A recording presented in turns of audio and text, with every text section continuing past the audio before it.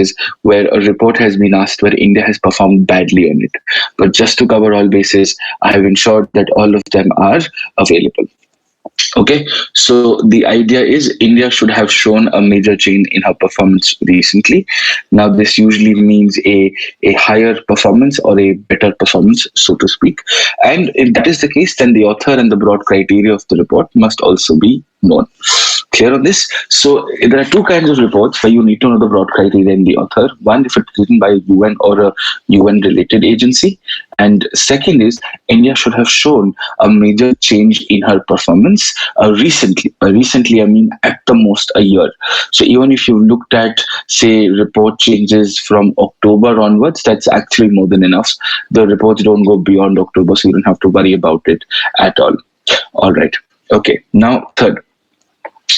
If there has been a new report written by any organization, UN, non-UN, could be an NGO, could be a multilateral organization, but it is a new report or a new parameters, then in that case, you just need to know who's written that report. You don't need to know the contents of the report. You don't need to know the criteria on which the report has been framed, and that's it. As far as technical details are concerned, technical details of all core sector reports should always be avoided, which means I don't need you to know the specific criteria on which the Human Development Index has been calculated. I don't need you to know the inequality coefficients on the basis of which the larger issues of gender inequality have been identified. So for those very specific reasons, this is the shortlisting criteria. You can also use the same shortlisting criteria and you can add or subtract your reports as and when you think that is necessary. But I think for all practical purposes, what we're doing right now should be more than enough. So quickly, for a report to be important for the prelims, remember this, it should fulfill any of the following criteria, not all of the following criteria. One, should be written by the UN or a UN-related agency. Two, India should have shown a major change in her performance. And three, if a new report or new parameters have been conceptualized. In the first two cases, the author and the broad criteria, whereas in the third case, only and only the author needs to be done under all circumstances. All right, excellent.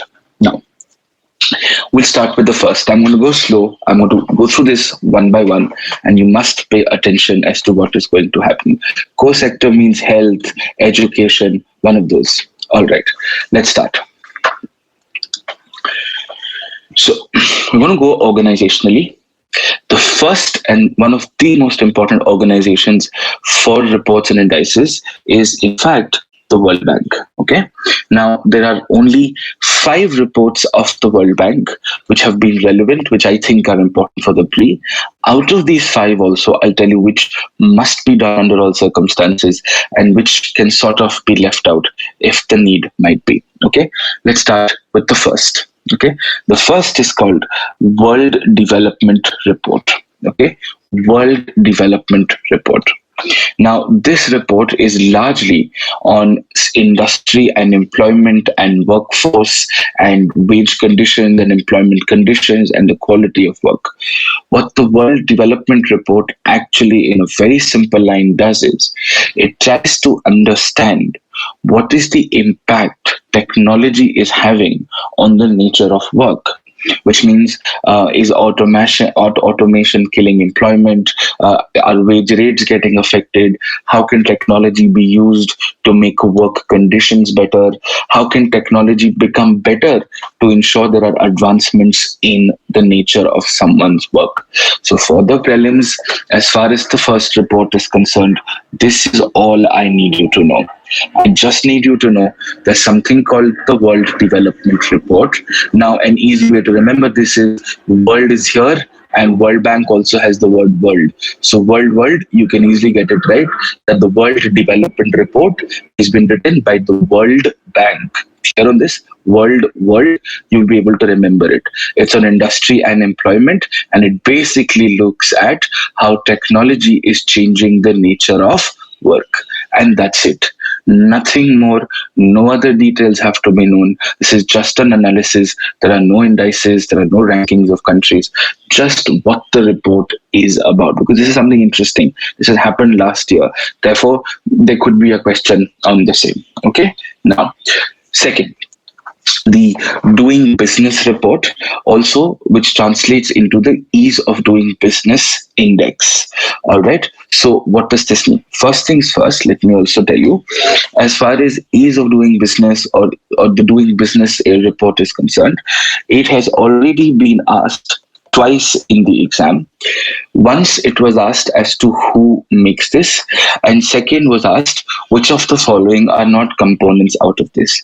Why has this been asked so many times? Because, firstly, India's performance has drastically improved on this, and we have celebrated this across national and state media around the corner, which is largely why this report becomes important. Having said that, there has been an improvement in this report last year also, but we've had a question on this last year. We've had a question on this 2-3 years ago. I do not think that this year there will be a question on doing business report or the ease of doing business index. So how it basically works is there's something called the doing business report. And on the basis of the doing business report, the criteria which has been explained, which has been quantitatively measured, then you come up with something called the ease of doing business index. So the index ranks countries on which country is it easier or more convenient to set up or expand a business, whereas the doing business report explains the conditions, their impact, what can countries do to become more business friendly, so on and so forth. So again, the World Bank, okay, the World Bank is the one which is drafting this report. And you must understand as a trick why. Why does the World Bank do this? It's because when you're looking at business conditions, business factors don't necessarily impact business conditions.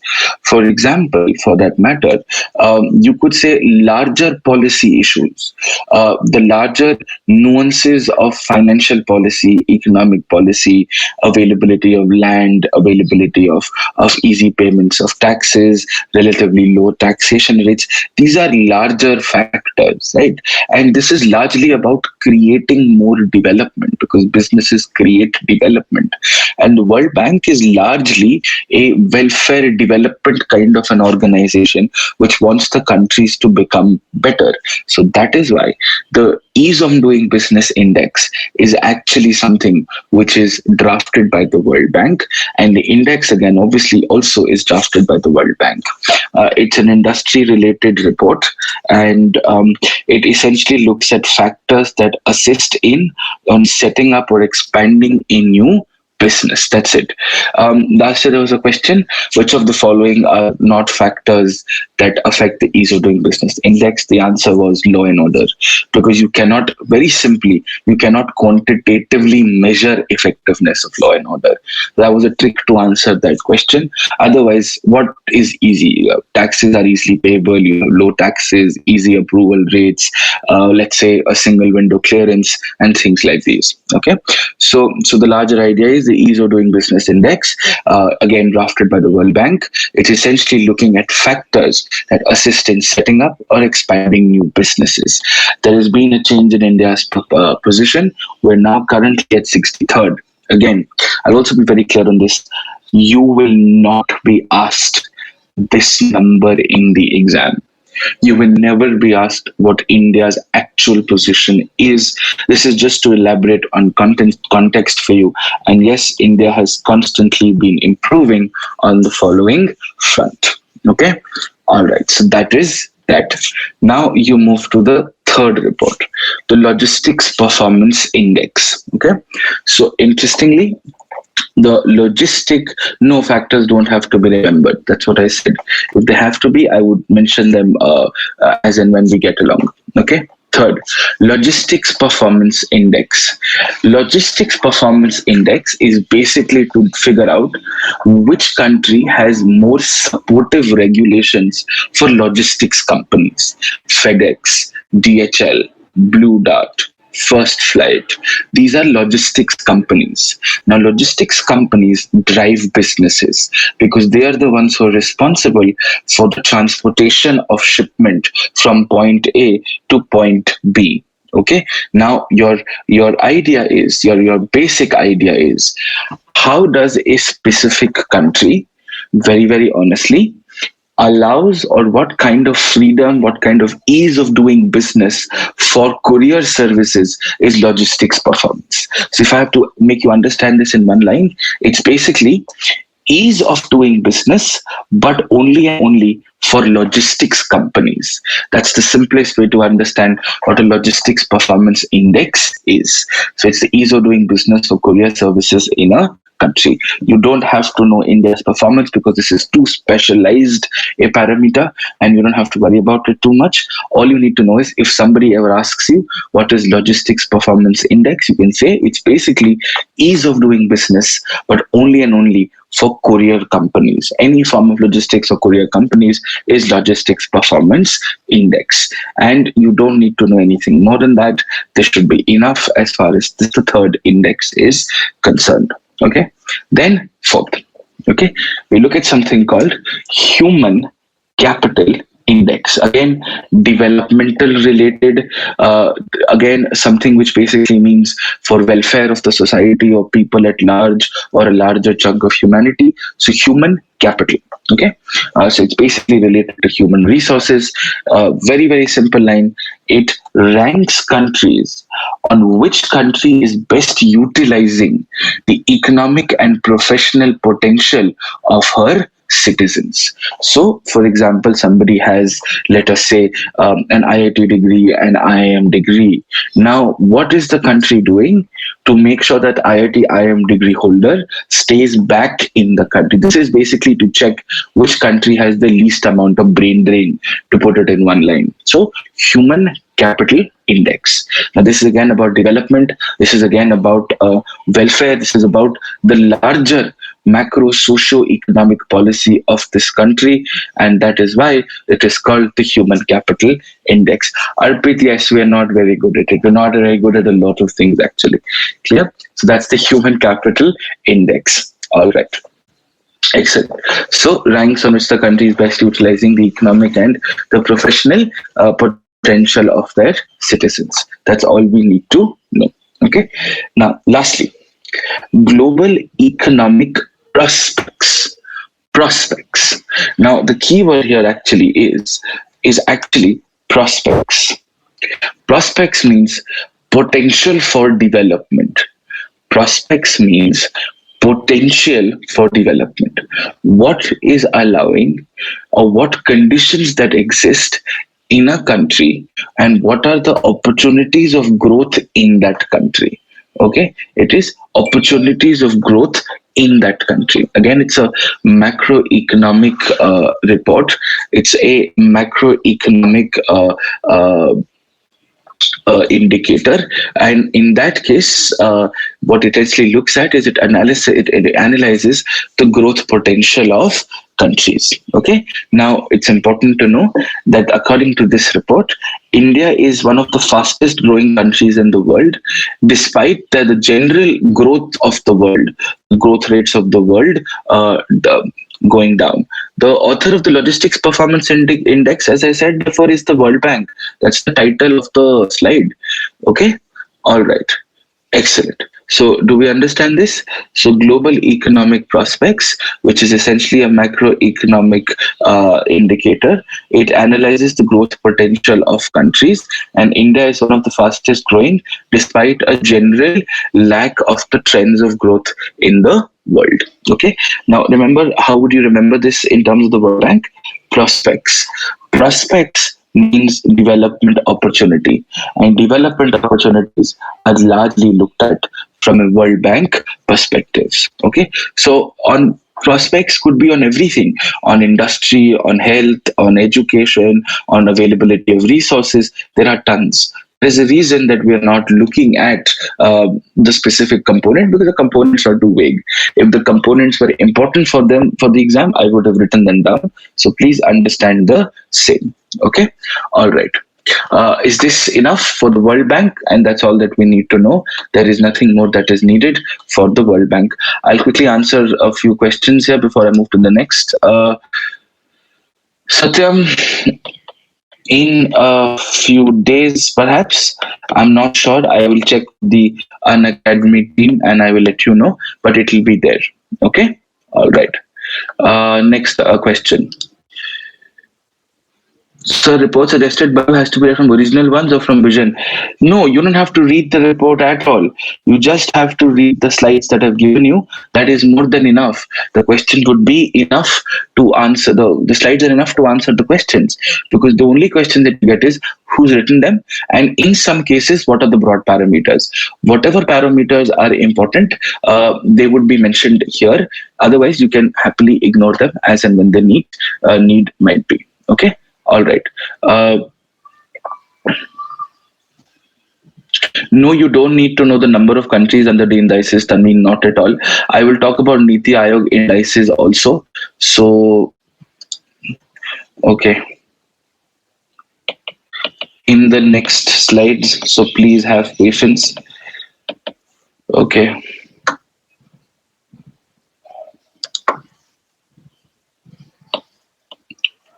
No, you don't need to know collaborating agencies at all. Ministry is important. I'm talking about international reports, Suraj. You don't need to know. I talk about Niti Aayog's indices. Shubham, I'll give you the slides. They're available. Don't worry. It is possible to anticipate because broad social criteria remains the same. You don't need to do the ranks for logistic services. Why do you need to rank logistic services? Is because the more friendly a country is for logistics companies, the better would be the movement of transportation of goods, because that happens from the manufacturer of a specific commodity to the final recipient of the specific commodity. Okay, you don't need to know the specific indicators in detail, not at all. All right, I'm going to stop questions from now, and we can move on to other things. No, we don't need to remember India's trend. Reports are not released on a monthly basis, Abhijit, so don't worry.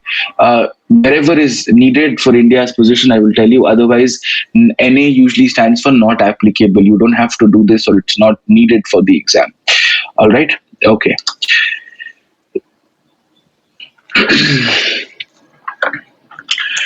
All right. Done. Now we move to the next. There is one and only one report from the International Monetary Fund that you need to do. I will do the organizations tomorrow at 4 o'clock. These are the reports. So when I do the organizations tomorrow, I will tell you what headquarter is important, what memberships are important, what India's membership status is important. We'll do that later. Just focus on what's happening right now, and please restrict your doubts in the first place so that we can carry on with class. And whenever I am open to doubts, you can answer those. Okay. Aditya, please wait for the slides to get done. I will obviously talk about indices. I've done my research. If something is important, I will put it on the slides. All right. So let's start. The International Monetary Fund. Now, as far as the International Monetary Fund is concerned, you only and only need to know one report called the World Economic Outlook. Now, there's a reason I had to tell you this is because here the keyword is outlook, and here the keyword was prospects. Prospects are developmental related, and outlook is an analysis about what is right and what has gone wrong. Okay, it's a macroeconomic report. It is basically, to put it in one line, is an international version of the economic survey. It's just explaining what are the larger macroeconomic issues that the world is facing. We need to understand the impacts of these international issues. What are the major macroeconomic developments, policy changes that countries around the world could make their economies more thriving and more resistant to slowdowns. Okay, it's just a report. It's not an index, so index position doesn't apply at all. If at all there will be a question, the only question is going to be who has drafted the World Economic Outlook, and your answer is the International Monetary Fund. That's all, nothing more. The World Economic Outlook implements, or the World Economic Outlook is the author is the authored by the International Monetary Fund. All right, and that's all you need to know as far as the International Monetary Fund is concerned. Clear? That's it. Not aligned more on the left, not aligned more on the right. Now, this is very important. Okay, WEF stands for the World Economic Forum. The World Economic Forum is an NGO. It is a non-governmental organization. It is an NGO which is headquartered in Switzerland, and it is an international NGO. So it essentially looks at being a stakeholder or a platform provider for businesses, the government, bureaucracy, and all stakeholders to essentially ensure larger development in the world. Now, the World Economic Forum has four very important reports and indices, and we must answer them as and when needed. Okay, we first start with something called the Global Risk Report. We start with something called the Global Risk Report. Okay, now the reason I'm telling you this is because it is tricky. Most people would think global risk would mean risks to businesses, risks to humanity. The actual answer is it's a macroeconomic report, and it basically analyzes the risks to businesses. Okay, and this report recently says that the biggest risk to businesses are actually environmental in nature. So, environmental risks such as man-made disasters, loss of biodiversity, a reduction in fertility, these are all components of the global risk report, and that's all is needed. Okay, that's all that is needed. So, in fact, when biodiversity losses happen, the productivity of the environment decreases. So, the productivity of businesses decrease because businesses are dependent on environment. So, it's kind of a vicious cycle. Now, you will not be asked the components of global risk. I have changed the slide, Ravi. There could be a problem on your end. The slide is the same. It is showing the World Economic Forum on my setup. Right? Okay. So it's basically the World Economic Forum drafted. Shom, is there a problem? Is the wrong slide being shown? Guys, can you please tell me? Is there a problem? Is WEF not shown at the moment?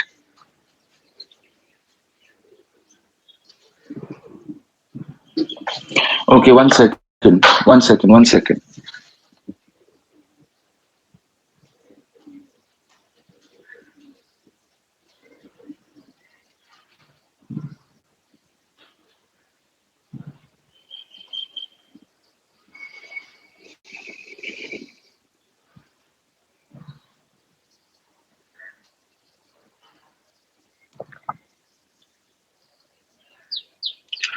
All right.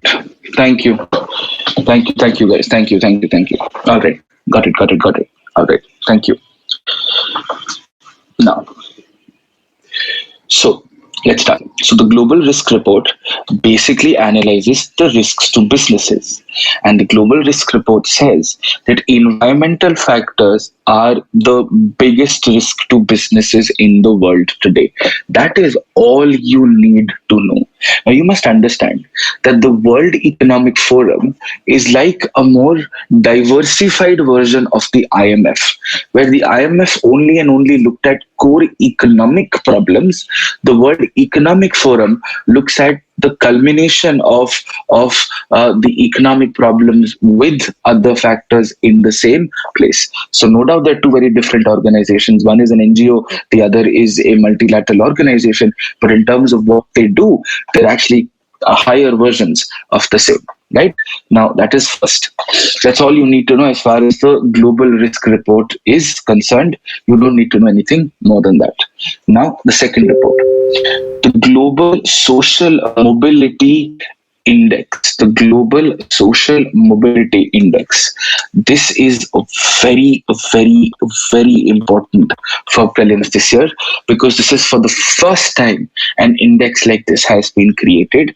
It is drafted by the World Economic Forum. It's largely on the sector of governments, which makes me understand what on earth is social mobility.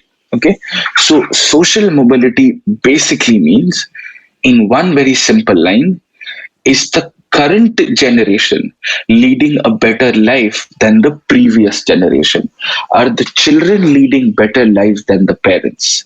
and what socio-economic factors are affecting those changes. This could mean education, health, wage conditions, technology, information communication technology, access to justice. It could mean everything. Okay, so for example, in India, it would mean the kind of provisions we have for SC, OBCs. It means everything that basically makes people lead their better lives and have a higher standing in society. The components of this are not important at all. You don't need to know the components of social mobility because everything affects social mobility. If a country has a sound criminal justice system, then people who violate the law will be punished faster. If a country has good economic potential which is being harnessed properly, then people will attain prosperity better. If people are more educated, then people will get better jobs, so they will climb the social ladder. So technically, everything in the world affects social mobility. Okay, right? Okay. Sachin, no, if you could go to the World Economic Forum's website and if you actually read the official document, it clearly says comparison of lives between current and previous generations. Okay, so this is basically what it basically means is social mobility is understanding the socio-economic conditions which basically in one very simple line, understanding socio-economic conditions which affect the kind of lives the current generation is leading as opposed to the previous generation. Okay, so that what are these factors? Law and order, education, health, digitization, training while getting a job. These are all some of the factors. You don't have to know the factors in detail. Nobody is going to ask these factors. Okay, Vishu, I'm not discussing the World Economic Forum's Davos summit. I'm discussing the documents that they essentially deal with. Okay, all right. Now, a total of 82 countries had participated in the first ever index. And well, as you can see, India is 76 out of 82, which means India has very, very poor social mobility. Obviously, just for your information purposes, the Scandinavian belt, Norway, Finland, that belt of the world, always ranks the top, ranks at the top, and is doing very, very well at the same moment. So India is towards the bottom end. Norway, Finland, Sweden, other countries which are in the top 10, obviously because of their certain policies. Clear? So this is all you need to know as far as global social mobility index is concerned. It is new, so it is important.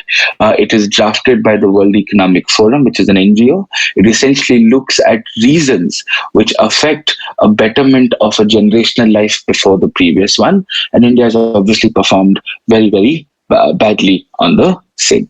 Okay, now India's position is 76 by 82. Now, next is Global Competitiveness Report, which also eventually means the Global Competitiveness Index. So the index is based out of the report. Again, it's a macro report. See, you will notice that these reports are more or less the same.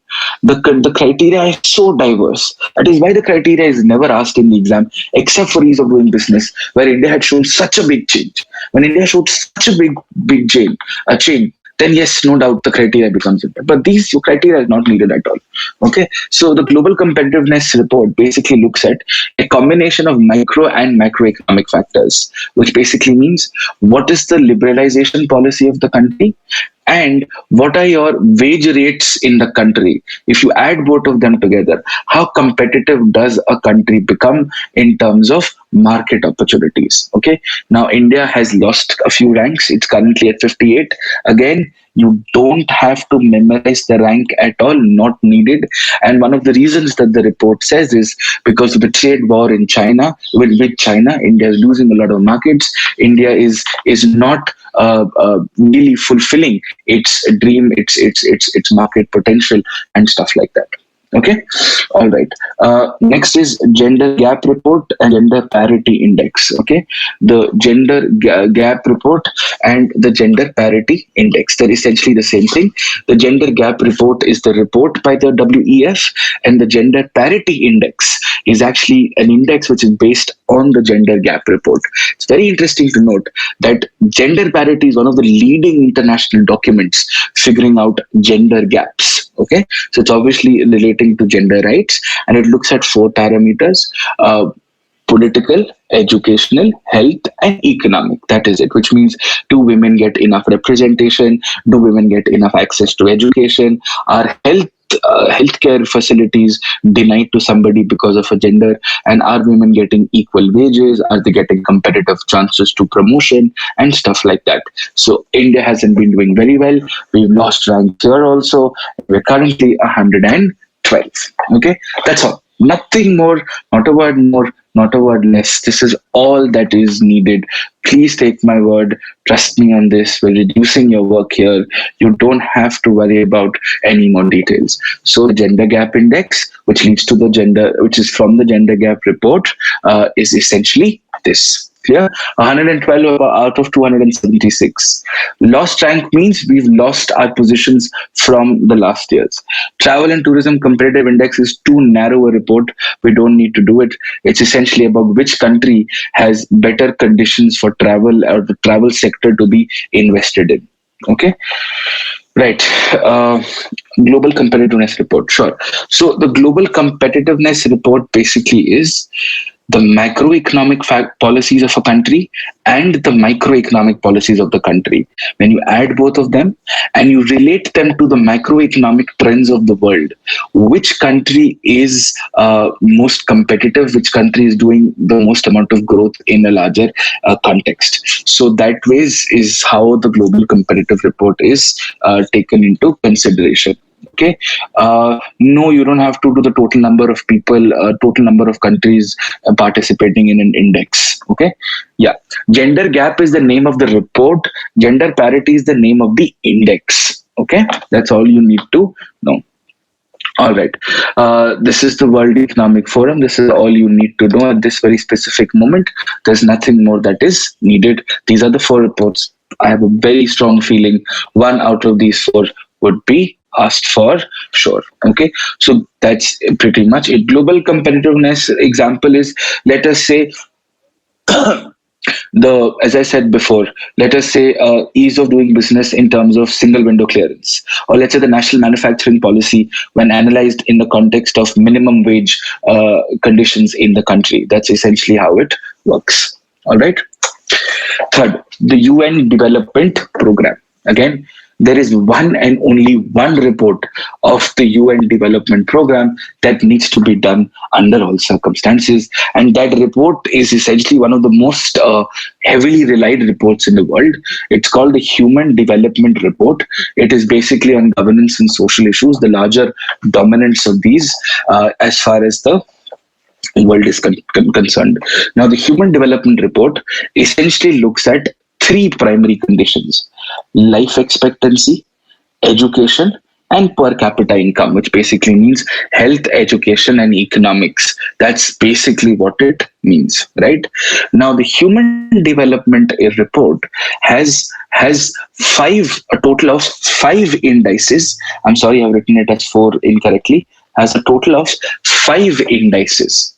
These indices have been taken with keeping the Human Development Report in mind. Okay, the primary idea is the Human Development Report, and on the basis of the Human Development Report, these indices have been created as an outcome of the same.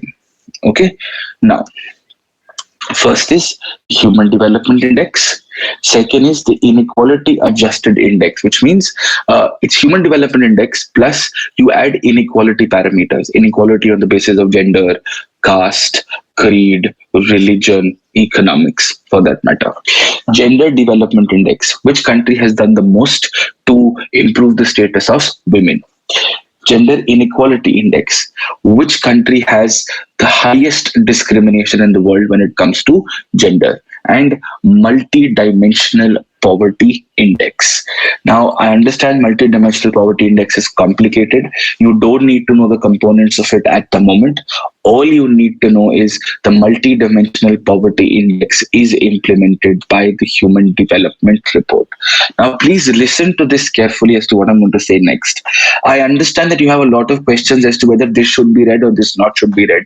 The purpose of this is to give you what needs to be read. So, whatever I am discussing is all that you need to go through. The Human Capital Index looks at potential, and the Human Development Index looks at that is why they are the larger aspects. Okay, don't worry, Harsh, I'm very calm. All right. Okay, so you have looked at something called your inequality index as well. Now, this has been in the news recently.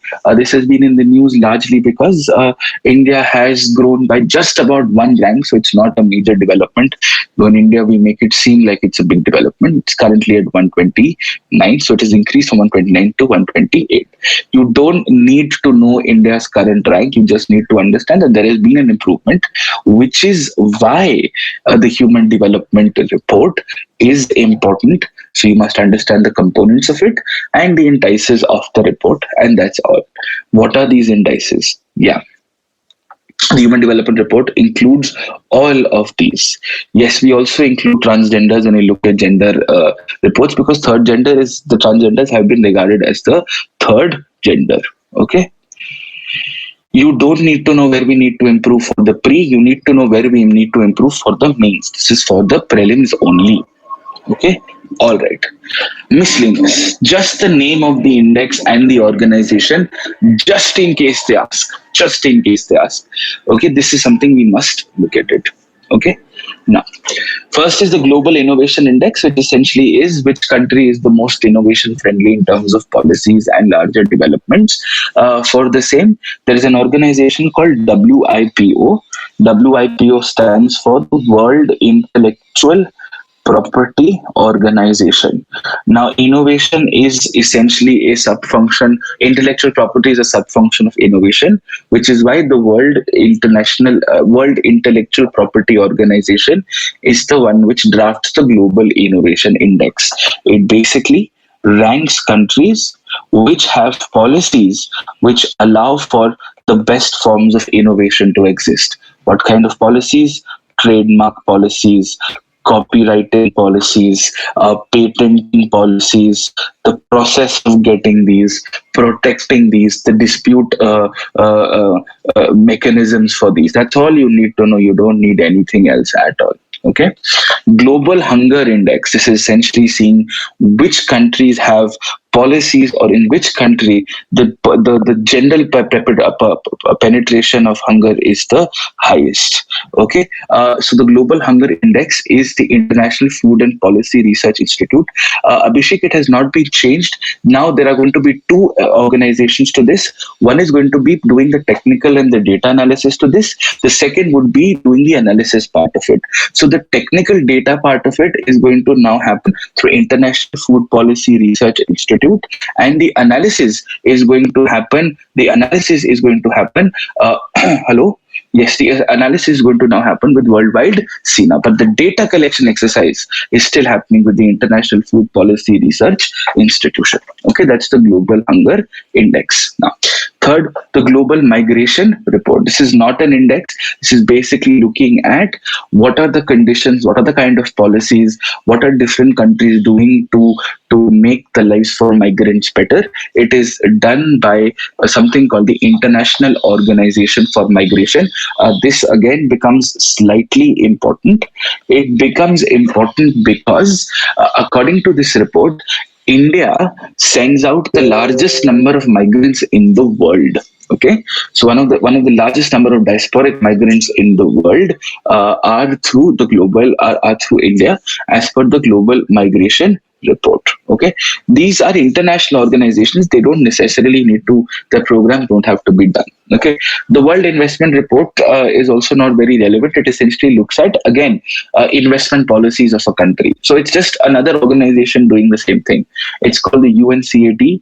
UNCTAD is the United Nations Conference on Trade and Development. United Nations Conference on Trade and Development. That's all that is. That's nothing more you need to know. Okay. Now, now we come to the dark part, the shady part. Okay.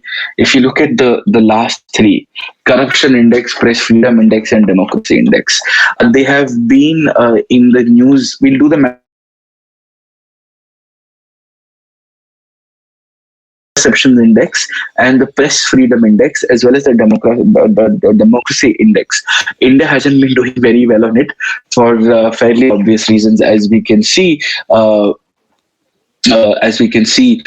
in the news recently. Okay, so there are three different organizations which do this. Transparency International is an organization which figures out which country is perceived to be more corrupt. Please understand this.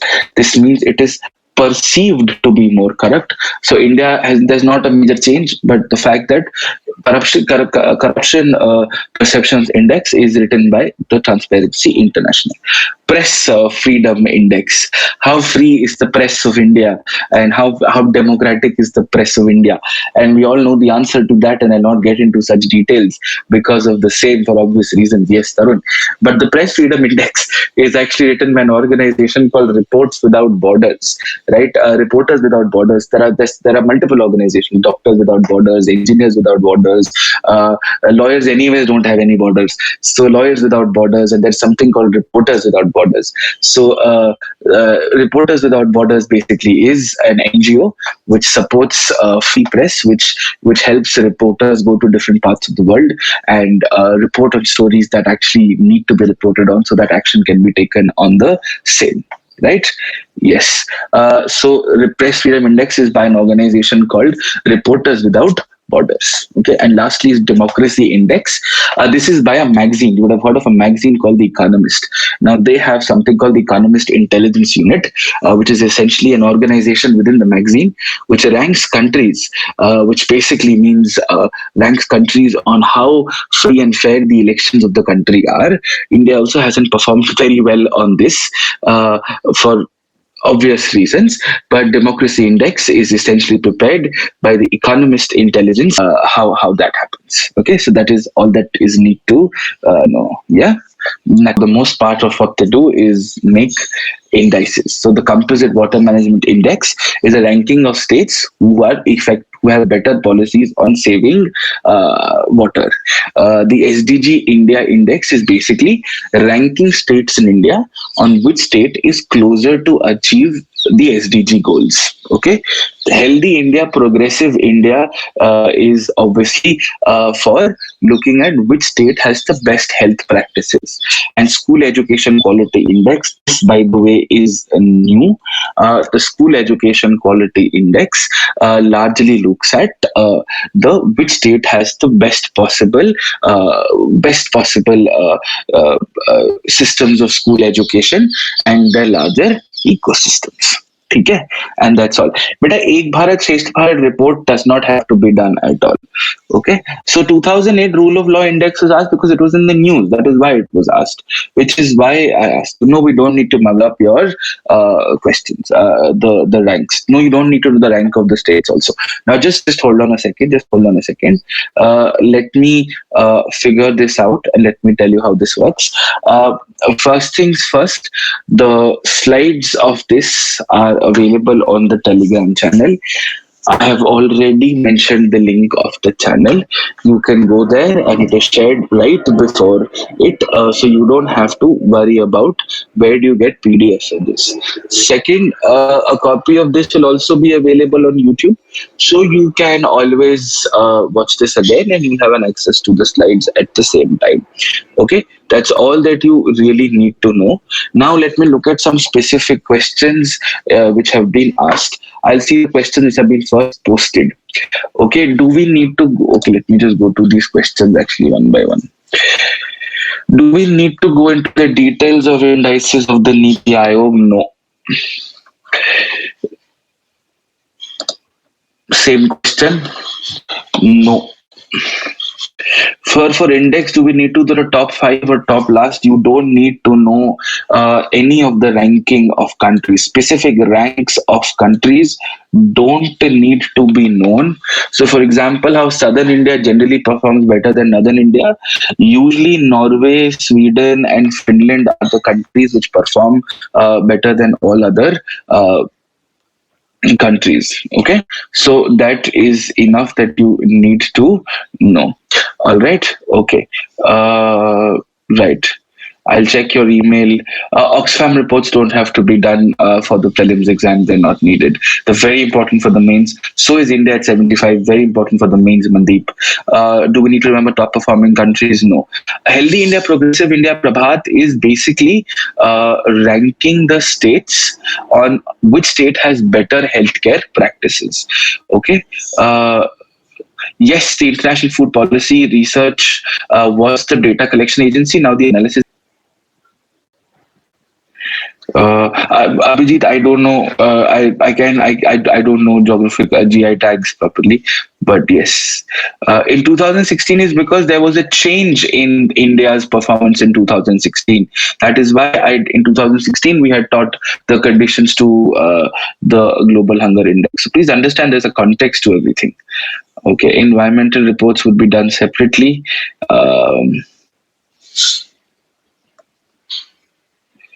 Okay. We don't have an international good governance index. The internal good governance indices are usually prepared by the Niti Aayog. Global talent competitive index is very, very narrow index. We don't need to worry about it. It's not important enough. Okay. Inequality Adjustment Index is basically which country has the most form of inequality. Education and health, Mank, I've already covered in the last session. You can just go back and have a look at it on YouTube. It's available. School Quality Education Index is nothing but which states have the best schooling education systems. That's it. Just the basic components is more than enough. So the good governance index essentially is there's one which is on competitive federalism. So which state in India has the best institutions in place to promote competitive federalism, which also affects good governance. And then you have the good governance index, which is collectively prepared by the UNDP to provide technical details. The Ministry of Personnel and Grievances, which is going to be the analysis authority, and the Niti Aayog, which will provide operational support to conduct it. So any report which has more than one person authoring it is not important. SDG India Index is basically which state, how are states performing with respect to their SDG goals, and that's largely the idea. All right. So the idea basically is which state, for example, how far is UP from achieving its SDG goals, Tamil Nadu from achieving its SDG goals. Okay. So that is pretty much it. I'm going to do a separate session on economic survey boxes. I've already released the session dates on my channel and on my channel, so you can have a look. You should not have a problem with the same. Okay. So that should be it. We are good to go. Yes, this is all you need to know. There's nothing more you need to know from the indices and reports are concerned. This is all you need to know. If you know this, you'll be able to answer most questions. Please don't read any more detail than the ones that we have prescribed. It was so nice to see all of you guys again. I hope you're keeping well, you're keeping safe. My love and respect to your parents, my regards to you and your people at home. Please take blessings for me on behalf of your parents. Please take care. I wish all of you a great day, and we all have lead healthy lives. All right. Thank you. I'll see you guys tomorrow at 4 p.m. With international organizations, because that's very, very important. See you guys tomorrow. Take care. Thank you. Bye. See you. And before we forget, please, after the session is over, be very, very nice if you could leave some feedback so that I can improve. I can give you what you're asking for, and also is a certain sense of appreciation and encouragement. Thank you so much, guys. See you guys. Thank you. Bye.